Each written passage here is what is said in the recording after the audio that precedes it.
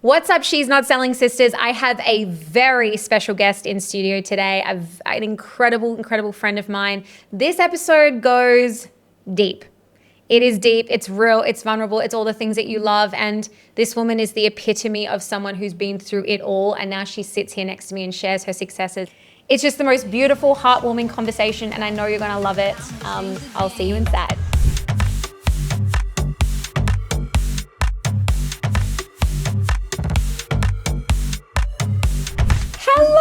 Hello. Oh my God, I can't believe you're here in Bali in our beautiful podcast studio. Yeah, can you believe it? Literally just up and moved to Bali.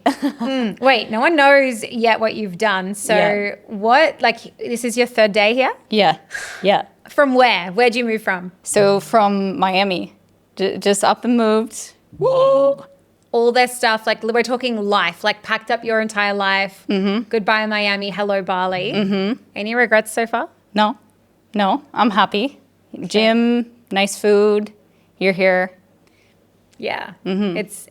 I feel like when I first moved to Bali, it can be a little bit overwhelming. You're trying to like figure out where to live, what area you like, what you want to be near, how to get around. Like it can feel a bit like overwhelming, but you really just have to like kind of surrender to the process and like you'll love it here. Yeah, 100%. Just like see it for what it is and then just enjoy the journey and see where it takes me. Yeah. Well, guys, you're probably wondering, who the fuck is this? Because it's not Dash. Who's this today? I didn't even introduce you. So we have, this is Courtney. She is a very dear friend of mine, and she is nurse turned business owner, but in her journey, she's done a lot of sales and she's done a lot of work on herself and a lot of work on developing this skill set. And she has the most incredible story. So I'm excited to share. I've seen it all with this girl as well. So like this is going to be a really honest and open conversation about what it takes to be successful in today's world. Yeah. And also what resilience looks like. Because there's one thing that I know about you, and one thing that I'm always in admiration of is your discipline. Like, holy fuck, this woman is disciplined. You wouldn't believe. And also her resilience, so her ability to bounce back after difficult times. So I'm really keen to talk about that. That's so sweet. No, I'm excited. So I guess take us right back. Mm-hmm. I want to go back to like your nursing days, because there's a lot of women who listen to this podcast who will really be able to resonate with the moment question. So like, what was it for you where you were like, I don't want to do this anymore? Yeah. So I basically was doing travel nursing during COVID, and it was really hectic. Like I was doing like 5 night shifts a week, and I was pretty exhausted. And then I was also competing at the same time. So I was like, kind of lived like a dual sort of life. Mm-hmm. So I loved nursing for what it is, but then I also just loved fitness so much. So I was like, I did online coaching as well, but I found I couldn't quite do everything to the best because you need to focus on like one thing. Yeah. So I ended up dropping the online coaching and just focus mainly on nursing and bikini comps. Mm-hmm. And then I took a little break from nursing,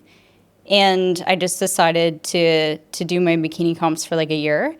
That's when I met Andrew, my partner, and that's when he introduced me to fitness and to business and stuff like that. And I was like, whoa, like I saw a new world to it. Like I thought it was super easy, like what he does. Like with the 4% Club, I was like, oh, this is so easy. Like we're going to turn on some ads and it's going to be like going right away. Like I thought it was going to be so easy. And he was like, Courtney, like you have no idea.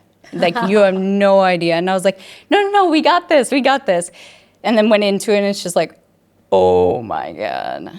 But I knew myself, and I knew that if I put my mind to something and if I worked on it every single day, eventually it's going to add up to something amazing. Yeah. Like I knew that. I think like what helped you know that, and correct me if I'm wrong, but you had done that with your bikini comps. You were like doing something every day to move yourself closer to being on stage and to being that person. And you could see what hard work did. So you're kind of like, cool, maybe I did have a bit of a wake up call as in like, this isn't going to be easy, but holy hell, like I know if I just keep working at it every single day, it's going to create something beautiful.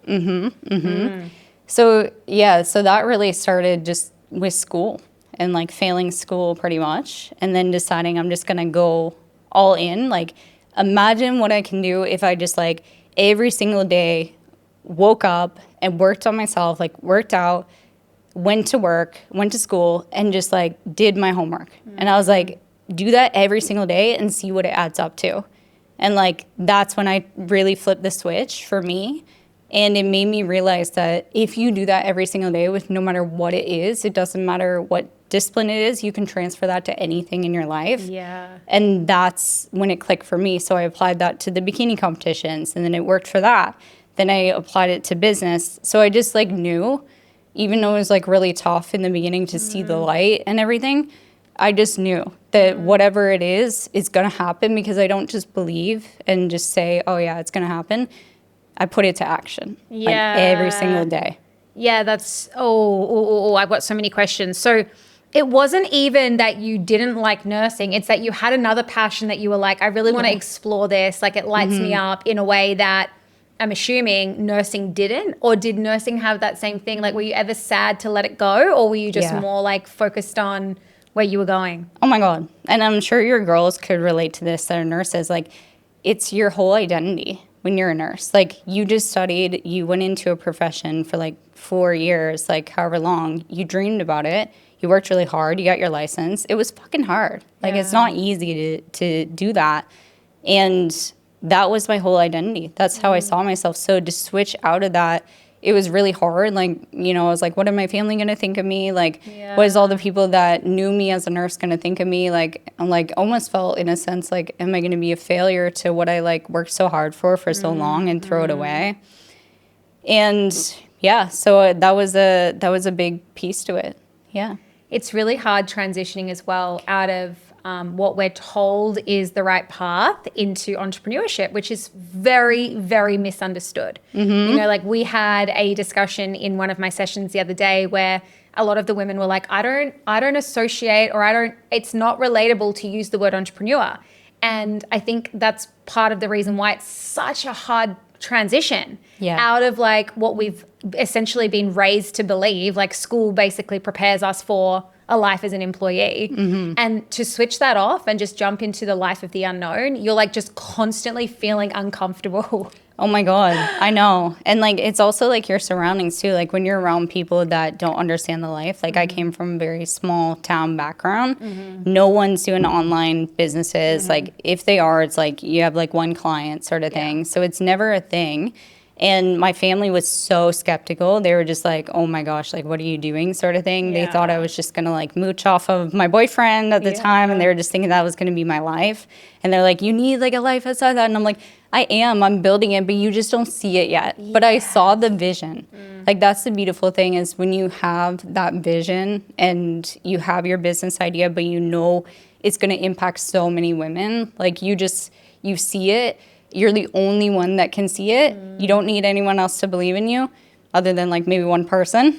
And that was it. Is like, I saw the vision. So I was like, I'm just going to do it no matter what someone's saying, no matter what I feel with the identity crisis. And I was just like, I'm just going to do it. And I like, Andrew was so good with me, like my partner, because he was just like always had my back. He always was like, I see it, we're doing it. And there was so many times I had so much doubt as well. And I was like, I don't want this to be a small little business. Like, I was like, I wanted to actually like just impact so many women. So I was like, I want it so bad. And he was like, you're going to get it. So like, that constant reminder from him just helped me push through during hard times as well.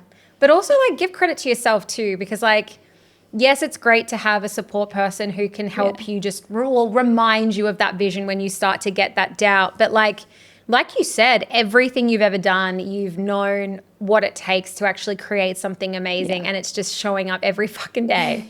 It's even when you don't want to. Like, I've watched you. We've been on multiple holidays together. And here's me at the time, like wanting to party and go out all the time.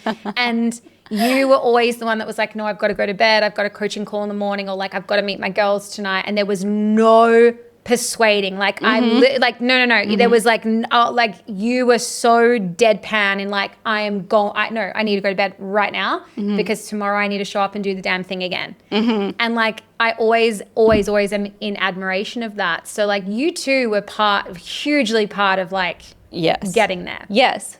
I agree. It's like you have it in you, even if you need the reminders. But I think like, you know, when you have a background of not fully having that full confidence in yourself, like as a person or all that sort of stuff, and the risk of the unknown, you doubt yourself. Yeah. Even if you're doing super well, and even if you see the vision, like there's still moments of like, can I actually do this? Because there's so many ups and downs. As we know, like sales was the biggest piece to what made me go through so many highs and lows of doubt and so much rejection as well from people. I took it so personally. Like if someone didn't want to enter the program, I was like, oh my God, like it's all me. It's my fault because it's my business, you know? So that was a lot of the doubt that came into my mind. Yeah. And, you know, I remember this moment, like, oh, I was in Thailand with Andrew. We were in the car. I was like screaming. And I was just like, oh my God.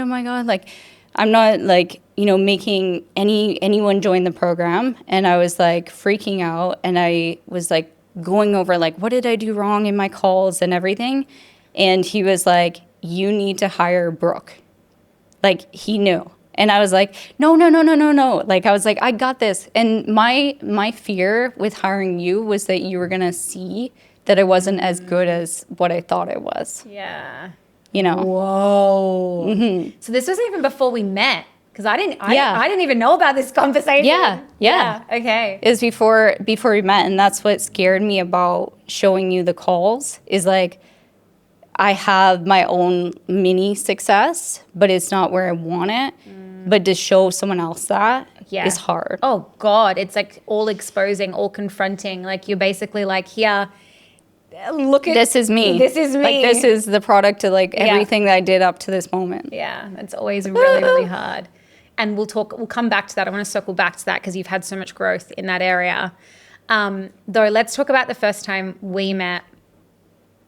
We were at a birthday party in Byron and we're in the pool. And like, I always say you need to become obsessed with sales. And I will say the conversations that we always have about sales just get so lit up. Like we're I think for like a good 2 hours, we were sitting in the pool and we were just like back and forth about sales and like all the things. So prior to that conversation, like how were you selling? Oh my gosh. I don't even know. I had a mini script. Like I was listening to some calls with the 4% Club. Like I was understanding how they were kind of doing it, and I was understanding a bit of tonality, but I didn't know how to piece it together, and I didn't know the why to the questions, the intentions of what it's doing for people. So I was just kind of like rolling through, like asking just whatever questions I can to just create a conversation, not understanding the intentions behind it. So if I did get someone into the program, it was just luck. Yeah. It seriously was. It wasn't like actually putting them through a full process. That's what we call a straw house, my friend.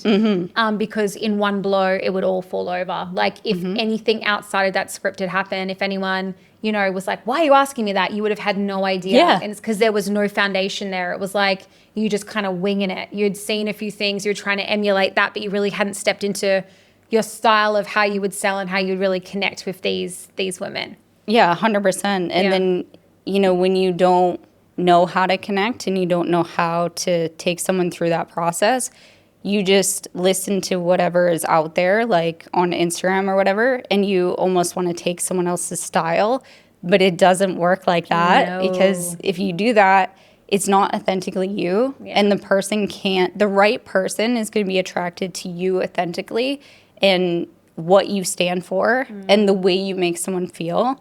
And if you're using something else from someone that isn't in your own like words as well, then it's not going to be right. They're not going to feel related. You could have the perfect, I used this analogy the other day and it really makes sense, a lot of sense to this context right now. You could have a makeup bag with all of the best things, and imagine if I handed that to Andrew and was like, right, there you go. Like you're set up now. Like this is literally, you've got the best of the best stuff. But if he doesn't know what to use in what order and how to do it and how to apply it, it doesn't matter how good the actual thing is. So your makeup bag was like your product. You knew that you could help women, but yet you couldn't, like what was missing is like you being able to connect with them in that way to show them that this is the thing that could really help them. And that's what it is at the end of the day, is that transference of conviction, belief, and what you can do to solve what they have going on. And that's everything. And if you don't even believe in yourself, like when you're newer to business and stuff and you're like, oh, like I hope this works, like they're going to feel that too. They're going to feel the nervousness and everything. And for me, I actually had a money issue. Like I had a hard time asking people for money because my partner has so much money and we're living such a big lifestyle. And it made me feel like people are going to assume like I just want it for the bags and I just want it for the lifestyle and not actually caring about the person. So it took me like a while to kind of get over that as well. That's interesting. That's really interesting, because if anything, you would think that that made you like have more of an abundant mindset in that like there's plenty for everyone. But in actual fact, it made you pull back a little bit. And I mean, that's also quite masculine. Like asking for payment is masculine. So if you had a very masculine provider in your life, it would have felt really off to you to then be able to, you know, have to ask somebody for that money to essentially pay you to have the program. Yeah. And then gambling helped with that. Getting like an abundance of money and always being able to, you know, have that right in front of you, and it will all be fine. Like, you know, the price of the program is the same as like one little gamble. So like to me that actually made it so much easier. But then of course just the confidence that you build from doing what you do every single day, you're just like so confident with it eventually. Right. It's why business owners tend to be the best salespeople on their own accounts. But then there's always a ceiling that they hit because they don't actually have a sales skill set. So they sell off pure belief and pure conviction because they know they can help. And that authenticity, it's the highest frequency. It always sings to your potential client. They just like, oh my God, I want whatever you've got. But then obviously when you get a potential client who sits in like that 50% of people who are operating from a place of fear, you don't know how to hold the door open for those people without having the skill set. And that's what I call the straw house. It's like if you have to go outside of that belief or conviction and actually work for the sale, hold that damn door open even when it starts to get heavy. If you don't have a strong foundation, it's done. Yeah, it's so true, because I remember back in the day I had a call and I was just like, look at all the evidence. And I was showing the girl and I was like, look at all these people losing weight. Like, this is for you. Like, and I had that full conviction. I had the full belief. I was showing it to her. But then she obviously had her own fears and I didn't know how to overcome it. And I was just like, well, like, I don't know what to tell you. Like, I'm like, I don't know what to tell you. It's right there, girl. Like, you know, so that's why you need that skill set to help someone through that. Yeah. Okay. So let's go back to like, we met in Byron, we were talking about sales, and then you did end up hiring me, which was a huge thing for you. And just like walk us through from that moment, like when we started working together, what started to change for you in obviously your business, but also in your personal life and your own communication? Because we've had some really beautiful conversations about how much it really changed for you on so many levels. Well, in that moment, like when we were together in Byron, I was just like, whoa. Like we were sitting in the pool and I was like, well, how would you say this? And I was just like, I was so shook. It felt like magic. Like the way you were just able to really like navigate the sales process and just communication in general. Like your communication's next level, girl. And it makes someone in your presence feel like, oh my God, like engaged and loved and cared about and just like so special. And that's next level. So I was really, really enticed by that. And I was like, I want that, because, you know, before my communication was not at the highest level. Like even with Andrew, when we first started dating, he used to tell me that like, Courtney, you don't even answer me when I talk to you. Like, and I cared. Like that's the thing is like, I think people in my life didn't think I cared because I didn't ask the right questions. I didn't ask about them. I didn't ask it like, it's even if I thought it, even if I did care, even if I loved someone, I didn't know how to communicate properly. And when you don't know how to communicate properly in asking someone about themselves and all those sort of things, then they're not going to feel cared for because they're like, she doesn't even care. She just wants to talk about herself. Yeah, she's not listening to me. Yeah. So that was how my communication was before. And then once I started working with you, I was obsessed with sales, like obsessed with communication, and not sales in the way that's like, let's make money, like sales in the way of communication. Art, yeah. Like, yeah, it's its own art. Like, it's so incredible. It's something that piques the most interest for me in life. And it's because you can change someone's life with your words if your words are true. And you can make someone feel so incredible.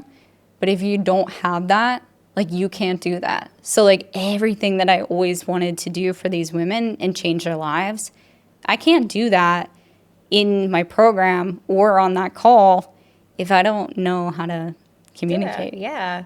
You know? You basically could take them to the door and then you couldn't open it almost. You were relying fully on, like, come on, like,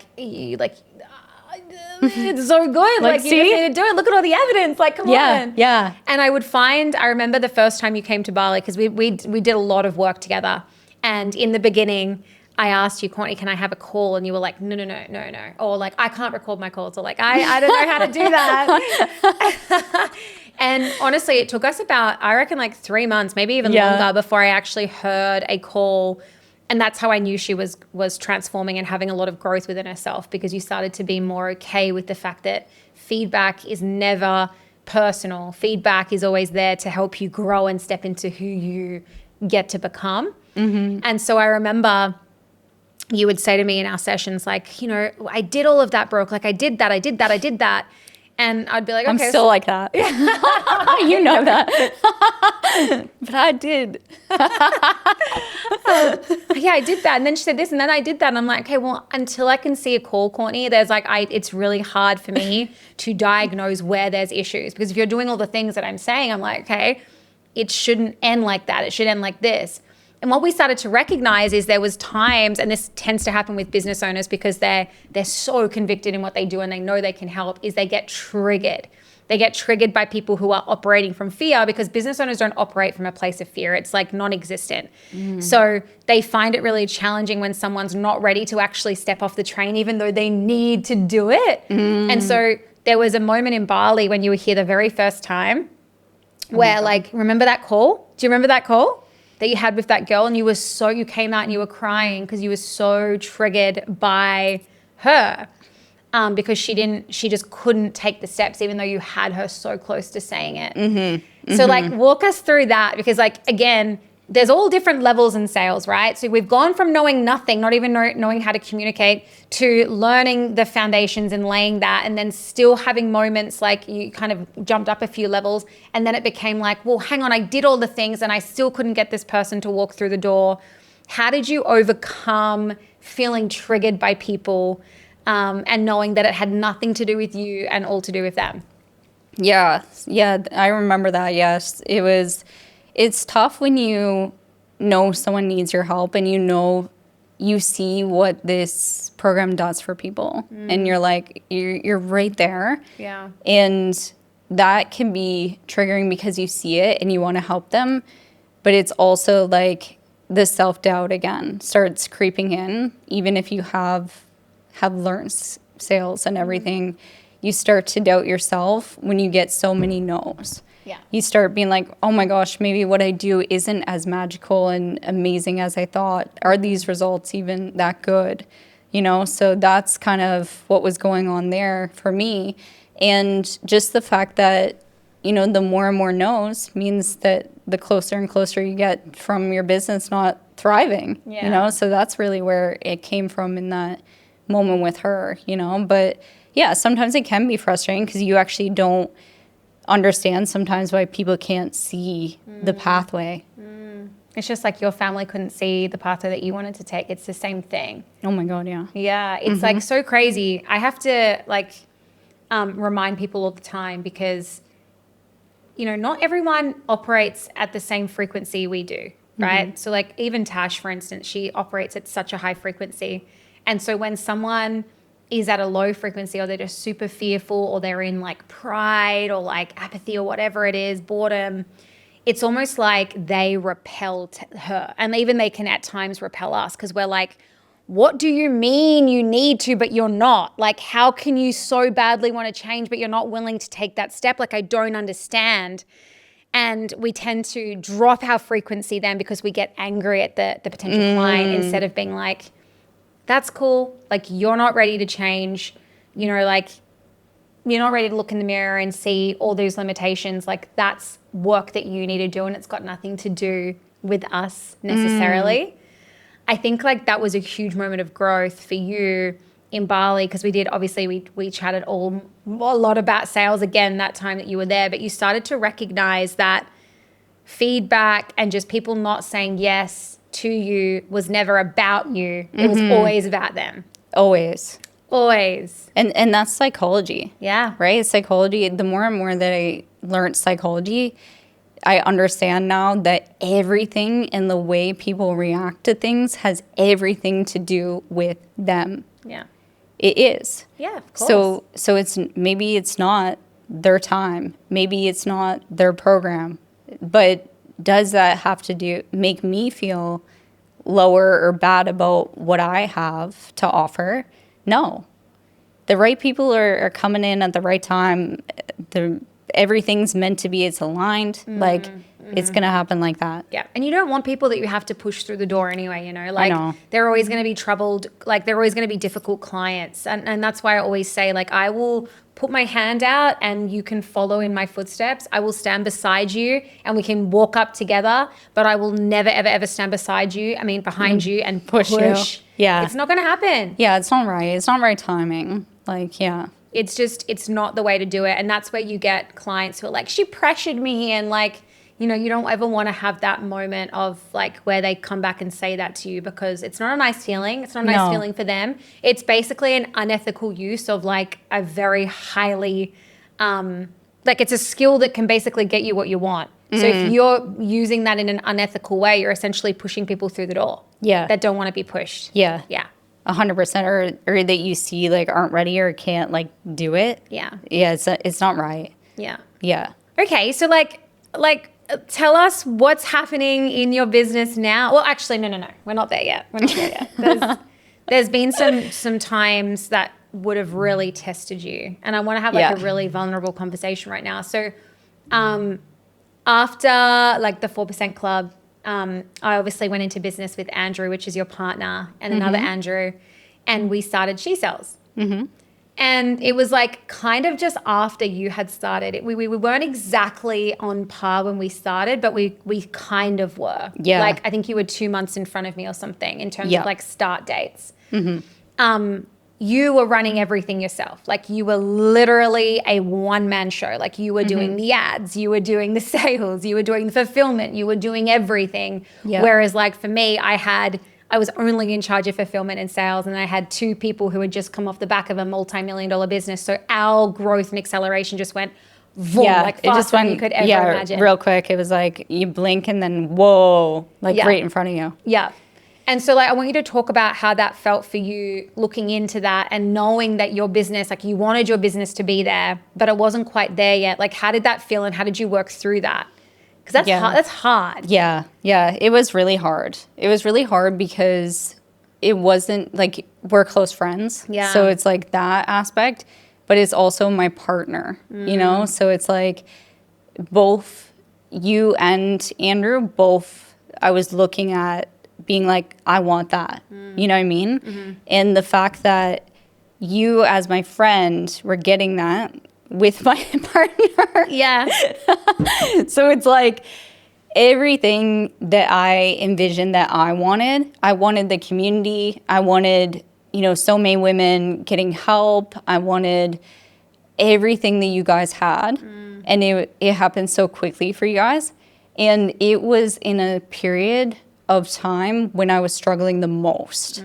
So it was like you guys had so much abundance and so much like happiness and exciting times. And it was tough because that was the hardest period of time in my business, because what happened is I hired a coach. I was expanding. I was super excited about it. Didn't work out.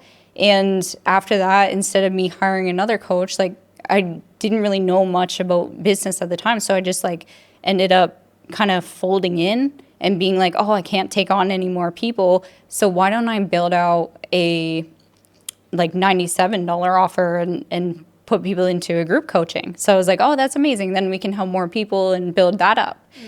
And what happened was it didn't go to plan. And we weren't really doing well with ads. And we weren't doing any high ticket anymore. So pretty much all the spend that we did on ads and everything was like, where it was putting us in the negatives. And I was hopping on calls and going through the motions and being like, is this even going to be able to like continue? And it was like call after call after call, wasn't bringing anyone in. I had like 10 bookings in a row. People were not showing up. And I was like near the end of my friggin' like end of the road. I was like, how? Like, so I was going through all the pains, and to see you guys doing so well during that time, it was really freaking tough because it's just like, I'm so happy for you guys. Like I seriously am. And I wanted that for myself. So that just put me in a really like tough situation of like, I want to celebrate you guys, but it's also like, I want that. And like, fucking hell, that is hard to even just say, you know, like I couldn't possibly imagine what it would be like if you and Scott were working together and I had a business and you were watching, I was watching that just grow to what I wanted. And I was kind of feeling like I was getting left behind. Like that, fuck, this is what I mean. Like this girl has been through it. Like I remember one time She Sells was doing a photo shoot. Well, not even a photo shoot, sorry. It was just like we're filming some ads. Yeah. And we went to the Gold Coast. Yeah, we went to the Gold Coast to do it. And we'd kind of paired it up with like I was on a podcast. So like that whole weekend was about me and it was about She Sells. And like I already was just feeling like, you know, it's awkward for me too because like I'm so inclusive and I want everyone to win and I always want everyone to feel like they're a part of it and that they're, you know, building something amazing. But this particular weekend we were on a time crunch. We had to get it going. Like the camera didn't work and then the lights didn't work. And so we were so pushed for time. And I remember like, you tell the story. Yeah, so I was really excited for that weekend because I was like, I'm going to do some filming too. You guys got this really nice house. And so we came down and then, you know, it was great. It was great to celebrate you guys on the podcast. You know, I was really happy for that. And I wanted to pump you up on the way there and everything. And so I was like, I was good with that. And then it was kind of like I had my own stuff to do. I had Zoom calls. I had sales calls. I had filming that I needed to do as well. And you guys were just like taking over the house, you know, doing your thing, which is amazing. And, you know, those ads did so well. So, yeah, that was good. But, you know, I was like, okay. So I kind of got like a little bit like pushed into the room and then I was being too loud in the room talking. And then it's like, okay, well, you can go out here. And it's like, you can go in the garage. And I'm like in the garage trying to do my like calls or something like that. And then it's like, yeah, you're too loud in the garage. It's like, can you go outside? And I'm like already feeling so down, already like, oh my gosh, like seeing you guys thriving, doing your thing. And I'm like, okay, I guess I'll go outside. And I was just like feeling like so bad for myself. Like I was playing the victim real hardcore. Like, which we all fucking do. Like, I'm sorry. We all get to do that from time to time. But I guess it's like, and this is why I want to talk about resilience because like you actually, after that, you said to me like, you know, I was like, I hope you're okay. Cause like, you're an empath. You know what's going on. Yeah. That would have been hard for anyone. That would have been fucking hard for anyone. And I remember like after a couple of days, you actually rung me and you apologized and you were like, I'm so sorry I behaved like that. Like, and you explained it to me and I was like, hey, you can always talk to me about that stuff. Like anyone in your shoes would have felt the exact same way, like anyone. And I was really proud that you had actually had that conversation with me. But I guess like, okay, so at that lowest point where you were kind of like, this is the end of the road. And life has a funny way of like, you know, you break at the bottom of every breakdown, there's this huge breakthrough, which like was coming for you, just didn't know it yet. How did you like muster up enough like just momentum to just keep going in those times where you were seeing negatives and you were just like, oh my God, like, what did you do? Yeah. It was pretty tough. Like, it's actually funny. I don't know if you even know this, but during that period of time of contraction, like, and going through all that, you were always going on Zoom calls with Andrew as well, and I could overhear them always, and that kept triggering me and kept bringing me down. And I was just at the point where I was like really starting to get like kind of depressed with it all. And then one day I put on my headphones because I was so sick and tired of hearing it, girl. And you went into my headphones and you were talking about the business and this person said this and this going amazing. I'm like, thanks. And I was just like, it's funny how life works like that, right? Yeah. And I was like, that was meant to be. That was meant to be. I thought that was so funny, but I was just like, man, it was, that was definitely a really hard time. And I even remember my like clients at the time too. They were like, where's my prize? Where's my prize for the challenge? And I was just thinking to myself, like, I don't even like, I'm in the negatives right now, but I was like, I'll still give you your prize. Like, cause I'm like, it's going to work out someday. It's going to work out. Yeah. But yeah, it was really, really tough. What I actually did during that time is I just decided I'm actually going to get some help. And I started seeing a psychologist about all this. And that was actually what brought me in. Like, that's so messed up. Like, literally this whole situation with you and Andrew made me go finally seek help. I need some help over here. So I actually went, and it changed everything for me. I truly think that that's actually what made me understand myself and be able to get to where I am today. Like, because I actually worked through all the trauma. Yeah. Because you don't just feel that way. Like, you don't just have like the jealousy or feeling like you're not proud for your partner and your friend right now and feeling resentful unless you have something going on internal. Like, that doesn't just happen. Because if you're feeling really good with yourself, you're just going to be like, abundance, like, this is great for them. Like, yeah, hurrah. There's plenty for everybody. Yeah. So that's when it made me realize that. I was like, there's trauma going on. I need to work through this. And it has to do with my childhood, you know? So it made me recognize and be able to do something about it. And that's when I started like building up that resilience again. And then what you put into the world, just, it comes back to you. So when you're operating from a higher vibration, you're operating from abundance, you're seeing the vision again, you're starting to build momentum. It works like that. So once I started raising myself up and not coming from a trauma state, like, that's when I actually was able to, you know, start getting clients again, start attracting this, start bringing on staff, like everything. So that's what really, really did it. You broke a pattern that so many people will always continue to stay stuck in. Like, you actually were like, no, I need to get some help with this. And that helped you evolve into a person that you wouldn't have recognized 12 months ago, Courtney. Yeah. That's pretty wild. Yeah, 100%. So how did you feel in those moments when I was kind of resentful and all that sort of stuff? Like, to be completely honest, like, I was so swept away with like what was happening with She-Sells. You're like partying. You're like, let's go. I had the opposite intro to business. I was like, this is so easy. Oh my God, I can retire. Like, this is so great. It's just so easy. And I think I kind of wish, because it didn't mean anything to me. Like, I just thought that was business. I was like, oh my God, why isn't everyone doing this? It's so easy. So I was swept away in that, even though it didn't really mean anything. But then the last 2 months for us have been really challenging. And I haven't felt like I've been getting what I've wanted to really feel like I'm winning personally. Yeah. The business is fine. It's just like we came off such a high. And I remember, you know, the whole time we were celebrating, I could see the Andrews kind of being like, hey, winter's coming. Like, winter's coming. That's what I was just saying. what are you talking about? Like, it's not. Like, we're just flying. Like, it's not coming. And then it came, and I was like not prepared for it at all. So that threw me into a really just like negative spiral. And I found the thing that I found most difficult was to show up from a place of when you're not feeling inspired or you're not feeling motivated.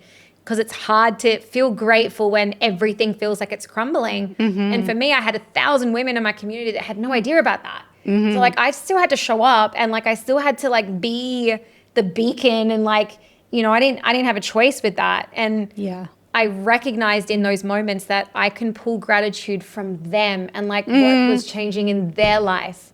It's not just about fucking business success it's and not like what's in our just bank about account. you. Yeah. 100%. And that kind of so helped beautiful. me. Yeah, that kind of helped me like come out of the hole. But for you, like I definitely could feel it. Like I could feel that there was like something there, but I didn't want to push buttons, and I didn't know if you wanted me to lean in or to just like let you process what you needed to process. So I kind of just took a back seat, which I don't even know if that's right or wrong, but I was like, I'm just going to let you kind of process things, and I know when you're ready, you'll reach out to me, and you did. Well, it's a lot like sales, right? It's like if the person doesn't join, it has a lot to do with them instead of you. So at the end of the day, like you can give that space, but I think the person that's struggling has also got to work through what they need to work through, you know? Yeah. And I was like, if I lean in, are you just going to be like, go away? Because like you said, like there was just so much of it happening around you that I was like, I'm maybe not the right person right now to lean in. Yeah. But I knew you knew that I was there. Yeah. Yeah. Which I think that's the difference is like I was holding space for you. I wasn't like, oh my God, she's being a bitch. I was like holding space for you, but I was also just mindful. And this is how intuitive we are as women. I was just mindful of like, okay, right now she doesn't actually need me to be like, oh girl, like it's okay, you've got this. Like that's not what you needed. Yeah. No, it's not. Yeah. Yeah. You knew, I feel like you kind of have good intuition. Like you can push and pull when you need to. Yeah. And know the right amount. Yeah, for sure. Wow. Such a beautiful journey. Okay, like let's talk about what's going on in your business now. So you have a She Sells Closer on your account as well, which I want to talk about.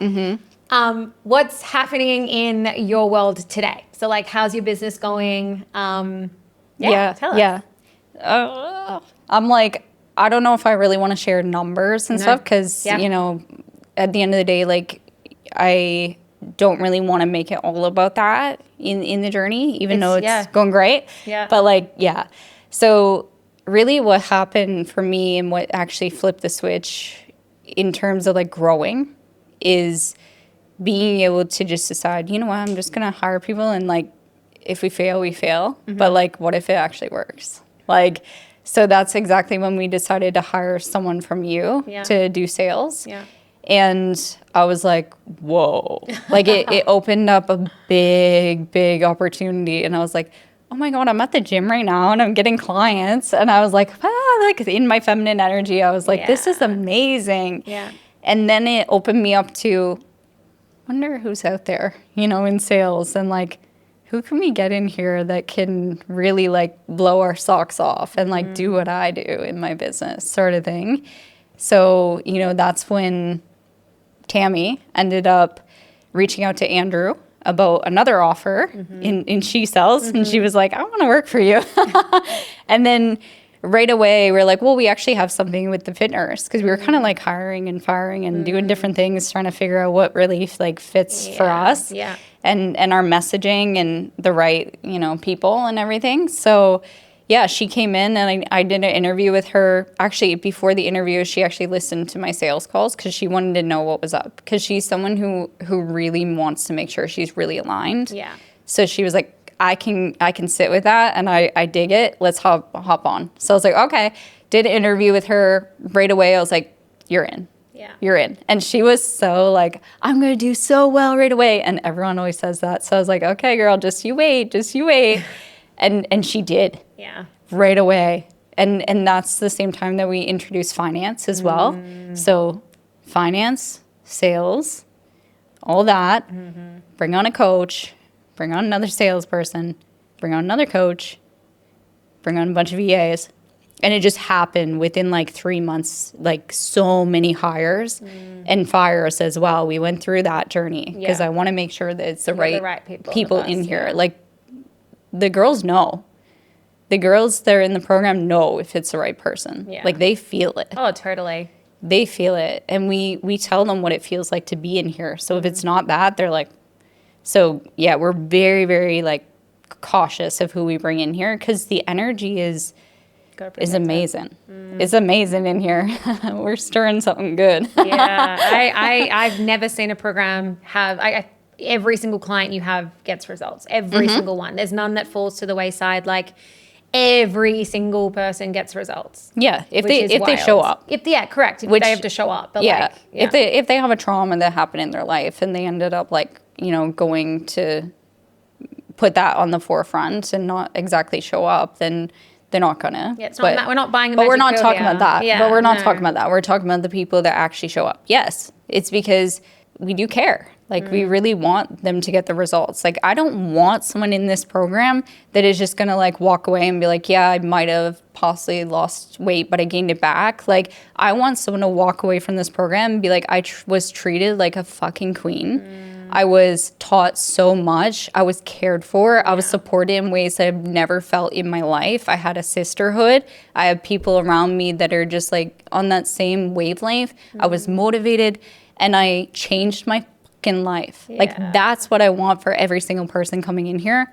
I don't want just mediocre things. Like if it's under me, it's not mediocre. Wow. Oh my God. So that's why they're all like thriving. So I'm like, we're going to make it happen in here. Yeah. I don't like selling things that I can't keep my word to. I keep my word to the things I tell them. Yeah. And that's how you build trust. Yeah. You don't just sell to sell, oh yeah, it's going to be amazing, you're going to lose this weight, when you don't. That says a lot about the salesperson as well. Like they don't actually have what it takes to be transparent because they think they need to say lies in order to get someone to say yes. Never going to work out well for anybody. No, because the transformation happens in the sale. Right. Like they decide to change their life and how the whole rest of the program is going to go is in that sale. So like if you don't have a good salesperson, they come into the program and then they fall off right away. Because the trust wasn't built, the vision wasn't built, like it wasn't the transformation happening. And I've seen it time and time again. That's why when you have a really good salesperson like Tammy, they're ready to go. They came in, they're nervous. They're like, oh my God, what did I do? But they're ready. Yeah. And they are the best people in the program and they're the right fit. Yeah, exactly right. They're not going to push someone through the door because they're like, why would I do that?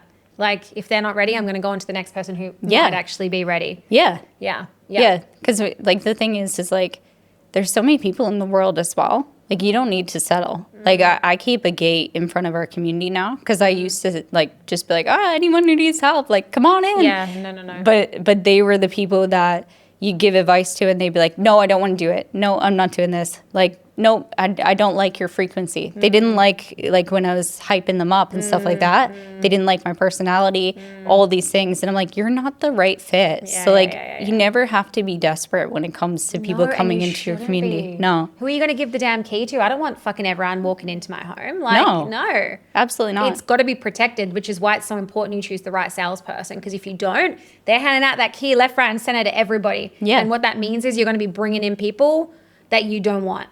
Yeah. And that spreads like wildfire. You get one bad egg in a community and it will slowly start to poison the mouths of everybody. 100%. So she makes sure that she monitors everyone coming in. She's like, if someone is off a little bit complaining about something in the video that we had or our webinar, it's like, no, I'm sorry. It's not going to happen. And so this is her second month, right? Yeah. And she's hit over 20. Yeah, she did 21,400. 21,000 in her second month. Yeah. Yeah. First month she did over 10K. Yeah. So she really ramped it up. It's insane. What makes her, because like, look, not everyone is going to be able to ever hit a 20K month if I'm being completely honest, because like the way a 20K earner operates is different to a way a 10K oh my God, yeah. salesperson operates. So like what makes her incredible? It's who she is. Yeah. It's like, I actually think that someone who has a lot of resilience has went through a lot in their past, like just like how I told you the trauma, you become super resilient. And you also just have so much belief in yourself because you've been through hard times that you can come and make something of yourself, sort of thing. So I think for her, there's so many different aspects to her, but I would say resilience and her ability to stay stable no matter what's going on. Like I tell her all the time, she's very self-sufficient. Like she's almost like her own boss, but I'm there. Yeah, we're like BFFs. Yeah. And we're like, okay, like I check her every now and then, she checks me, it's all good. But the main thing for her is just staying super, super stable. Like you have a day of no sales. Sometimes she'll start moving all the papers and being like freaking out. And I can tell. Yeah. And I'm like, no, just calm down. Tomorrow, there's going to be amazing people coming in. It's going to be great. Out. And then she'll just stay super consistent. So I've seen her go up and down sometimes in her second month. Still was an amazing month. She has big goals, but she, for the most part, stays across the board. That is freaking amazing. And you know what? How you do one thing is how you do all things. Tash sold her and she paid in full. Like that. She made a decision. She knew she wanted to change. She knew, like, what I'm saying is, like, imagine the standard that she can hold your potential clients to because she's done the damn thing herself. She looks after herself. She goes to the gym. Like, I'm not saying that you need to do that, but I'm saying how you do one thing is how you do everything. She's focused enough on the things that matter. So when she's in a sales call, she knows how to hold the damn door open. And you bet she can hold her clients to the same standard because she's done the thing. So, like, And she has so much belief as well. Like that's the big thing for her. She doesn't want to go on any account just to be able to make her goals. Yeah. She wants to feel like aligned, like 100%. What I'm telling these women is going to change their life. And because she knows that and she sees the community every single day, she has so much belief in what we do. She's like, you would be freaking crazy if you don't come in here. Like that's the energy that she brings to it. And it's just time and time again, like once you see her calls, it's so good. Yeah. It does not feel like selling at all. Yeah. It's like this beautiful like touch of magic that I'm like, wow. It's crazy. And that's how you know that you're on the right account, but it also is how you know that you're selling from a place of absolute authenticity. Like if your sales calls don't sound like sales calls, you are doing something right. Yep. Everyone after is bowing down. Thank you so much. They all want to be BFFs with her. Like imagine someone on your sales team. Everyone wants to be your BFF. Like everyone's like asking where is she at? Like everything. They want to talk to her as much as they want to talk to me. Yeah. Like seriously. So that's what you want to create. You know, if you're in sales in a business, you want to create that space for someone to be like, my BFF's over there and she just sold me into a 6.5K program. Like, fucking right, let's do it. Put your money where your mouth is. Like, that's what some of the women say in here. Like, that's awesome. Imagine that. You know, compared to like someone else that's not great at sales and then they come in and it's like, oh yeah, I was just pushed in here. This is like blah, blah, blah. This not right. Like, no. You got to look in the mirror. I'm sorry. I really can't stand people who are like, oh, the leads and like there's no shows and like I'm doing everything I can. It's like, girl, look in the fucking mirror. Like actually look in the mirror. Where do you need to grow? Because like if you're gonna always come from a place of victim, like, oh, poor me, like I'm doing everything, I'm stressed, like I'm not making any money. It's like you're the problem. Always. Yeah, always. Yeah. It's actually funny that you say that because I did sales calls for the past like few days, and I was never someone to sell on Zoom. And I think my face is like a little bit flat. Like sometimes, like when I talk, like I don't always like fully express like that. But when I'm on calls, because I always learned how to sell on calls, I can do more of that expression tonality, and I play that, like not play it, but like I use that expression. Yeah. But when I'm on Zoom calls, I'm like, like flat. And I'm like, oh my gosh. So I struggle with the Zoom calls. So I need some sales training. I need some help with that. Today, hopped on a Zoom. I'm like, wow, okay, I'm struggling. Then I just decided next call I'm calling. guttering. I'm like, oh my God. And it was easy too. Like she was just like flew in.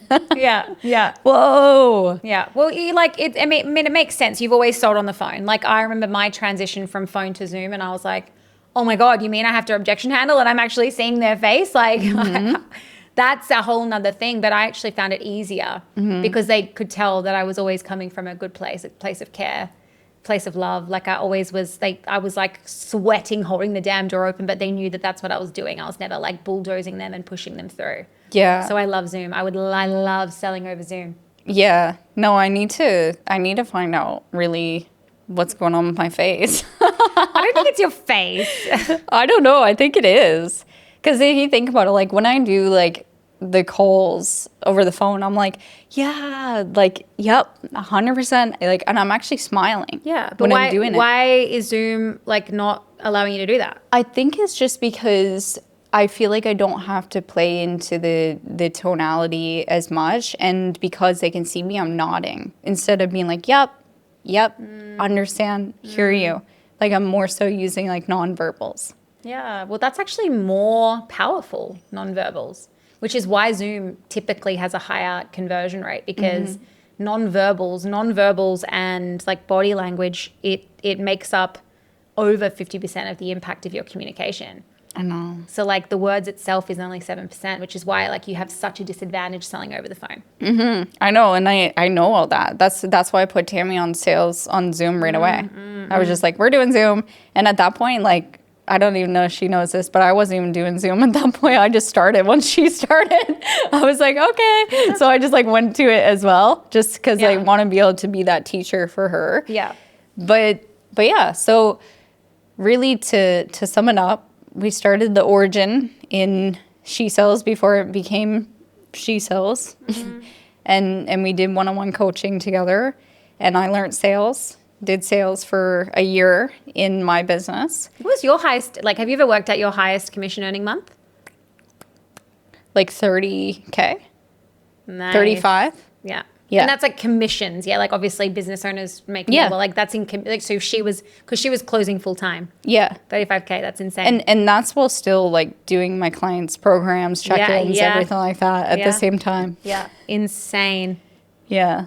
Yeah. So that was that. But anyway, so we started there, did that for a period. And then once I decided to expand, hired She Sells girls. And now we have Tammy, who came from She Sells, unicorn, really. But yeah, that's the origin of She Sells and Fit Nurse combined. Yeah. And now we're sharing money for some reason. Yeah, I was just gonna say, well, actually, we're more entwined now. We're more intertwined. People have no idea too. They're like, oh my gosh, like they wouldn't even know that there's such a huge relationship between She Sells and the Fit Nurse. And the key person is Andrew in both. Yeah. In the marketing and everything that he learns, he brings it there. Everything that you guys learn, you bring it here. There's such a huge, like, we actually, like, helped each other in business grow. Oh, my God, so much. It's beautiful. Yeah, like, everything that works super well in the States is, like, you guys are doing now, which is amazing because that's going to take things next level for you guys. And then everything that works super well in your guys' community is like, I took that over here. Like the Zoom calls, everything like that. How to create a movement. You know what I mean? Yeah. That's what's so great about this whole thing is like, yes, there's going to be times where like we might look at each other and be like, damn, I want to be there.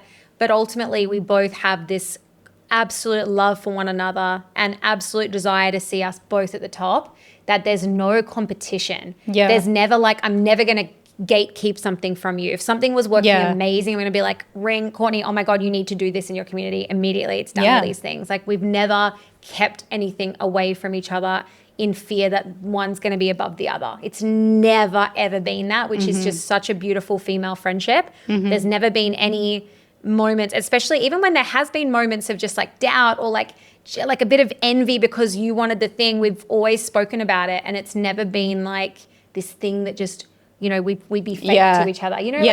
No, it's never been like that, which is amazing. And at the end of the day, like, you want to be at the top with your friend. You don't want to be at the top alone. No way. And the thing is like, you want to be around people that are at that same, not level, but like same frequency as well and doing the same things. You don't like, I don't want to be like hanging out with people that like, and just talking about like going out and stuff. Like, I don't even go out. Like, it's not that normal talk for me. You know what I mean? To stimulate your brain. Like, you want people that are like on fire about what they're doing and business and like just exciting things that actually excite you. So like for me, I'm like, move you forward.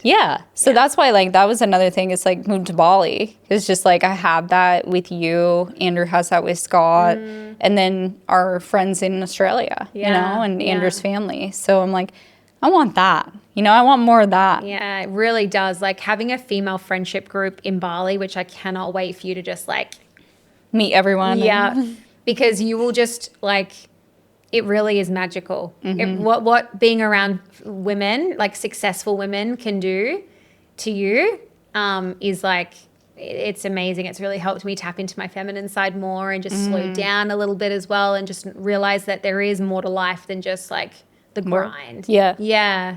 So I'm really excited. I noticed that with you. Yeah. Oh, have you? Which is good. Yeah. Okay. Yeah. It's like, work hard, but also enjoy your life. Yeah. You need to. That's why you work so hard. Yeah. In a way that feels aligned too. Like, I think you would be very, very, in a good way, shocked by my, like, partying these days. Like, it's very different. Yeah. Yeah. Very different. Like more partying? No. Like less, but also just like boundaries, which like I learned a lot from you, just being like, no, enough is enough. Like I always used to be like, keep going. One more round. Like, let's stay out till the sun comes up. It's like, it doesn't feel good to me anymore. So like now, like we're going to see Central C on Saturday and we're not drinking at all. Like I would never do that in a million years. Yeah. So I've developed a much more healthy relationship with alcohol, and knowing that I don't need to drink it. I only drink it when I want to. And I will only drink to the point where I'm like, nah, I'm good now. Like that's so good. Yeah. So, okay, let's finish up with, I want you to think about, because this has been such a beautiful, deep podcast episode, which is really a really nice change.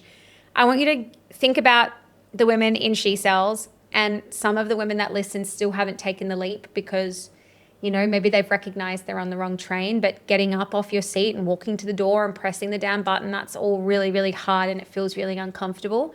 And the ties back to that warm seat just feels very, very heavy. What's your advice to someone who is in that weird in-between phase where they want something different in their life, but they're still just so stuck in the perspective that we're in? Like, what would you say to them? I'll bring it back to watching your webinar. Because I watched your webinar when you made it, and that's after I've already done the work and took the leap and worked with you and started the business. And my thoughts were that if I were putting myself in a position with someone else that hasn't taken that leap yet, how they would feel in this moment. And it was so like beautifully said. Like it really was. There was so many people that have done it, that have had success in She Sells, and yourself in particular. And I was like, that's magic. To someone else, I think that if they've never kind of taken a leap before, they might be like, how is that even possible? It's not going to work for me. And that's what I often hear in my community too, is like, I'm older, I'm this, I went through menopause, it's not going to work for me. That's the story. Yeah. Like that's the story that you're telling yourself as to why you can't achieve something that someone else has had, because you think that it doesn't look picture perfect to maybe your circumstance right now. Like maybe you're not a teacher, maybe you didn't have the background in sales, but it doesn't need to be that. That's your story that you'll always tell yourself, and never be able to accomplish those big things that you always wanted to, because that story will always, you'll always look for what you truly believe, and you'll always be searching for that story to be verified in your life. Yeah. But when you decide to put a new story in, even if it feels uncomfy and it doesn't feel like your true beliefs, and you're like, man, I can do this. I'm going to do something like crazy over here. Like, that's how you can actually decide to go all in and just decide to do the sales and join the community. Because you're just like, I'm just going to take up this story and try this one on and just like see where it goes. But then you also have to believe in yourself, and you have to have resilience. You can't just like hope that it happens, and then 1 week of being on an account and not doing well, oh, well, the leads aren't good, I need to hop on to the next one. Oh, I'm struggling with this, like I'm not good for sales. Like, no, you are the story that you tell yourself you are. And if you tell yourself, I can do this, I got this, even taking this leap is weird, like you can do it. Like you seriously can. You just have to actually believe, and you have to work hard. Couldn't have said it better myself. You are the story you choose to believe about yourself. That is so powerful. It's like, what story are you going to allow to repeat in your mind over and over again? Yeah. Is it the story that you can do this and you can be successful at this? Or is it the story that you're not good enough? Sit back down. What are you thinking? Like, which story are you going to believe? Yeah. And I have to find that it comes from, I always like to go back to the childhood, because I think that's where a lot of us have grown our beliefs. Yeah. And if you've kind of had some stuff going on in childhood and maybe you didn't even realize, that's going to form our beliefs to this day. So it's going to be hard to like get over that unless we're able to rewire our brain, you know? Yeah. But I think at the end of the day, like you have to look for a role model, and like look at Brooke and what she's accomplished, and like she's no different than you. Like she really isn't. She just decided to go for it and work really hard and just continue even when the doubt was there, and have that resilience. And that's exactly where you could be. That's amazing. Thank you so much for coming on. And Nori, this is your third day in Bali, and we're like, let's get on the podcast together. Yeah. There's going to be plenty more times that we can do this, and we can get Tash involved too, because I know she'd love to like sit down, and she's got such amazing perspectives as well. I know. So yeah, let's do a cheers. Welcome to Bali. Thank you. Congratulations. Yes. Thank you so much for having me. It was so much fun. Thanks I for love being talking here. all sales and everything else. But yeah, no, it's really awesome, girl. Like you decided not that long ago to just move from Australia to Bali, and it was like this crazy thing, and you're just like, I'm just going to do it. Yeah. And then we just did it too. I love it. I love it. And that's the representation of someone painting the pathway. Like someone painted the pathway, Brooke painted the pathway, moved to Bali, like work online. And then, you know, we followed the pathway. She already did it. Like, Yeah, footsteps are already there. yeah. You just follow the footprints. And that's the same with She Sells, is like the pathway's already there. It's already been written. It's already done in front of you. The evidence is there. And there's thousands of women who also went down that same pathway, and they're just going to lead you on it to be able to get you to where you want to go, whatever that looks like for you. I love that. Well, guys, if you like this pod, please like, subscribe, comment, tell us what you liked about it. I would love to get Courtney back as well, because now that she lives in Bali, it's going to be much easier. But thank you again for coming, and I can't wait to Party it up. sober party it Work up. hard, play hard, work hard, play hard. Work hard. All right, bye. Bye-bye.